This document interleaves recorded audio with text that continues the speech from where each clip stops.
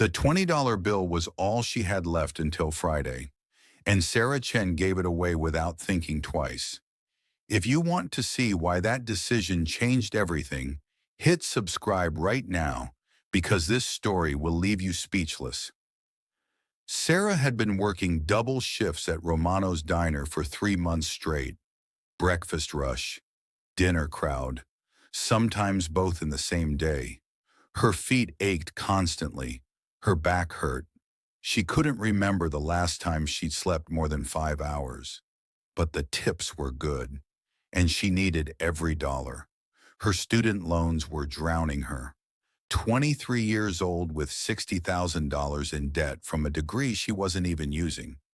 She'd wanted to be a teacher, but teachers didn't make enough to survive in Seattle. So she served pancakes and smiled at strangers and pretended she wasn't exhausted. It was a Tuesday afternoon. The lunch rush had ended. The diner was mostly empty. Sarah was wiping down table when the woman walked in. She looked tired, the kind of tired that lives in your bones. She was maybe 35, wearing jeans with a hole in the knee, a jacket that had seen better years, and she was holding the hand of a little girl who couldn't have been more than 6. The girl's shoes were too small. Sarah could see her toes pressing against the front. They sat in a booth by the window. The woman picked up a menu but didn't really look at it. Sarah walked over with her notepad and her best smile. "What can I get you?" she asked. The woman glanced at her daughter. "What do you want, baby?" The girl's eyes lit up. "Pancakes." The woman's smile was strained. "Okay, 1 order of pancakes. And just water for me." Sarah wrote it down. She noticed the woman's hands were shaking slightly. "You sure you don't want anything?" Sarah asked gently. The woman shook her head. "I'm not hungry." But Sarah had been doing this job long enough to recognize a lie. She brought the pancakes out 10 minutes later. The little girl dug in immediately, syrup dripping down her chin. The woman watched her eat with an expression Sarah recognized. Relief mixed with guilt. Sarah had seen it before. Parents who went without so their kids could have something. When Sarah brought the check, the woman pulled out a wallet. She counted bills slowly. 5 ones, 3 more, a handful of coins. Her face went pale. "I'm so sorry," the woman whispered. "I thought I had more. I can pay most of it." The bill was $12. She had 8. The little girl looked up at her mother. Something shifted in her expression, fear replacing joy.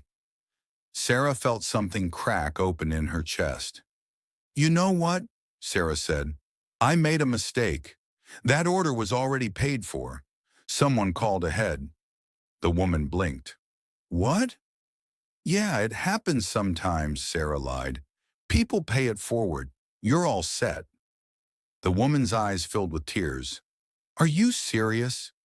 "Completely," Sarah said.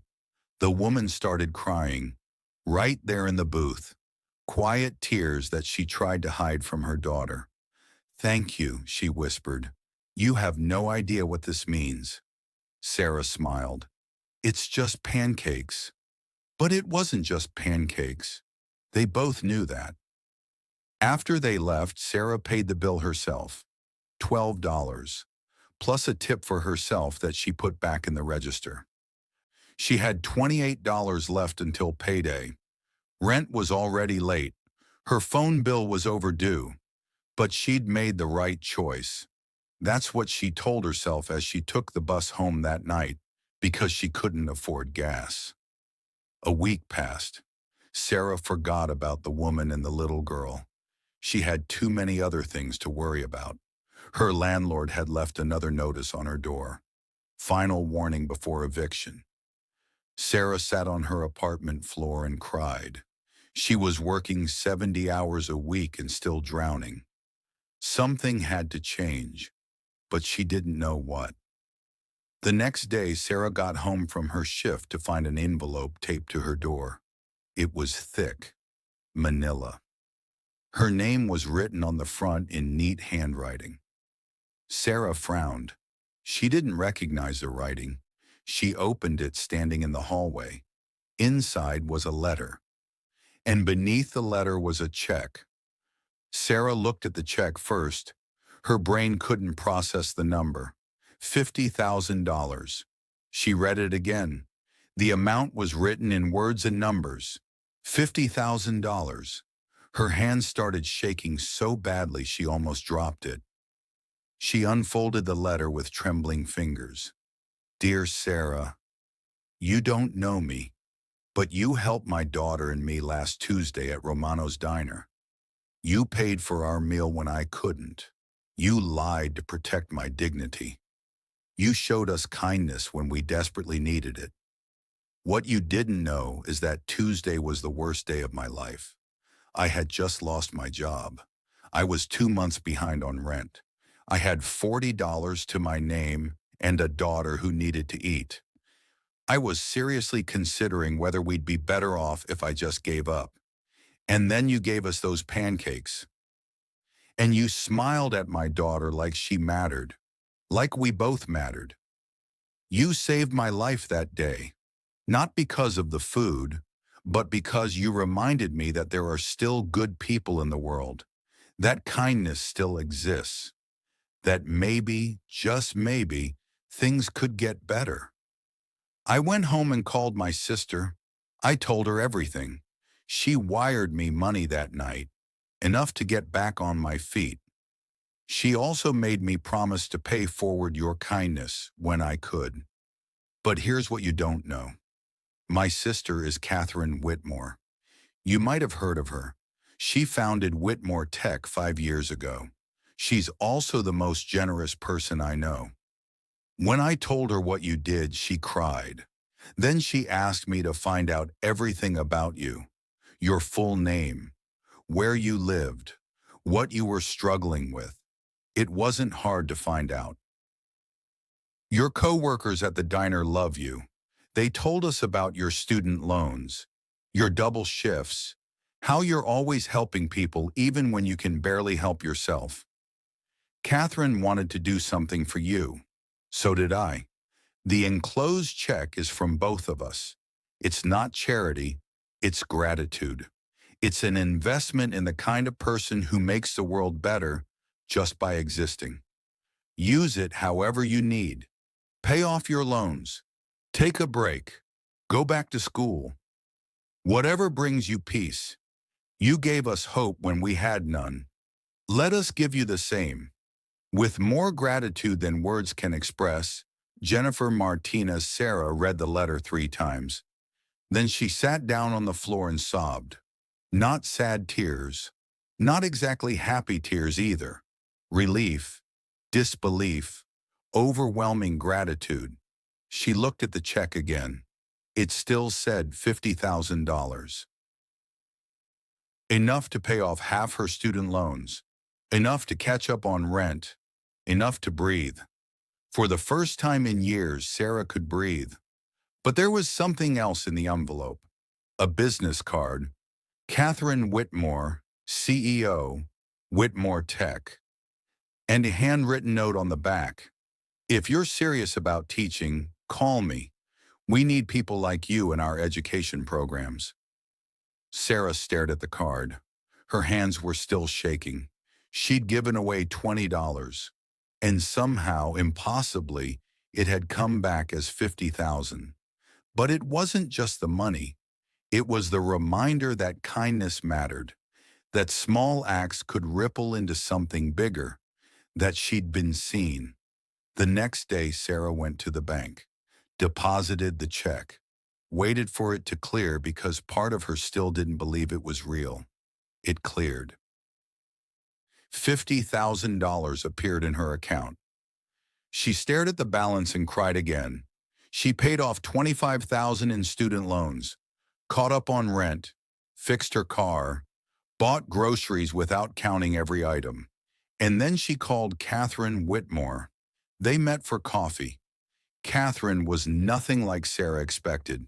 Warm, down to earth, funny, She told Sarah about Whitmore Tech's new education initiative.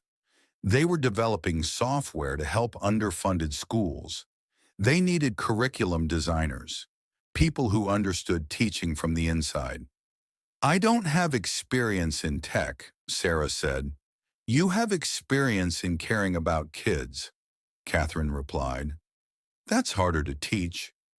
She offered Sarah a job, 60,000 a year, benefits, real benefits, health insurance, retirement. Sarah said yes before Catherine finished explaining the details. She gave notice at Romano's the next day. Her co-workers threw her a goodbye party. Small, sweet, cake from the grocery store. Her manager, Frank, pulled her aside. I'm proud of you, he said. You deserve this. Sarah hugged him. Thank you for everything. Thank you, Frank said. You made this place better. Sarah started her new job 3 weeks later. The office was bright, modern, nothing like the diner. But she missed the diner sometimes, missed the regulars, the rhythm of the work, the simplicity. 6 months into her new job, Sarah got another letter. This one was from Jennifer, the woman with the little girl. She'd gotten a new job too. Better pay, stable hours. Her daughter was doing well in school. Things were better. Not perfect, but better. And she wanted Sarah to know that the kindness hadn't stopped with her. She'd help someone else. A neighbor who needed groceries. A co-worker who couldn't afford car repairs. The ripple continued. Sarah folded the letter carefully, put it in a drawer with the first one. She thought about that Tuesday afternoon, about the $20 she couldn't afford to give away. She'd been so broke, so tired, so close to giving up herself. But she'd chosen kindness anyway. Not because it was easy, not because she expected anything back, because it was right. And somehow, impossibly, the universe had noticed. A year later, Sarah was sitting in a classroom, not as a student, as a guest speaker. Catherine had asked her to talk to a group of college seniors about career paths in educational technology. Sarah looked at the young faces staring back at her, some eager, some exhausted, some drowning in debt just like she'd been. I want to tell you a story, Sarah said, about the day I gave away the last $20 I had. She told them everything. The woman, the little girl, the pancakes, the check, the job, the life that grew from one moment of choosing kindness over self-preservation. I'm not telling you this to brag, Sarah said. I'm telling you because I want you to know that the world is harder than it should be, that all of you are probably struggling in ways you don't talk about, that it's okay to be tired and scared and broke. She paused. But I also want you to know that kindness matters, that the smallest gesture can change someone's entire life. Maybe yours, maybe theirs, maybe both. A girl in the front row raised her hand. What if you can't afford to be kind? Sarah smiled. I couldn't afford it either. But I've learned that we're never too poor to help someone else. Kindness doesn't have to cost money. Sometimes it's just seeing people, really seeing them, and reminding them that they matter. After the talk, students lined up to talk to her, to thank her, to share their own stories. And Sarah realized something. The $20 had mattered, but not because of the money, because it had reminded everyone involved that they weren't alone, that someone cared, that the world was still full of people trying to help each other survive. That night, Sarah went home to her apartment, small but safe, paid for, hers. She made dinner, called her parents, told them she was okay, really okay. And before she went to bed, she transferred $20 to a mutual aid fund she'd found online. It wasn't much, but it was something. A reminder that the giving didn't stop just because she'd received. The circle continued. Had to continue. That's how kindness worked. You gave what you could. You received what you needed. And then you gave again. Because we're all just trying to survive. And sometimes the only thing that gets us through is knowing someone else cares enough to try. If this story moved you, please like and subscribe for more powerful true stories that restore your faith in humanity. Share this with someone who needs a reminder that their kindness matters. Comment below and tell us about a time someone's kindness changed your life. Every story creates another ripple. Let's keep it going.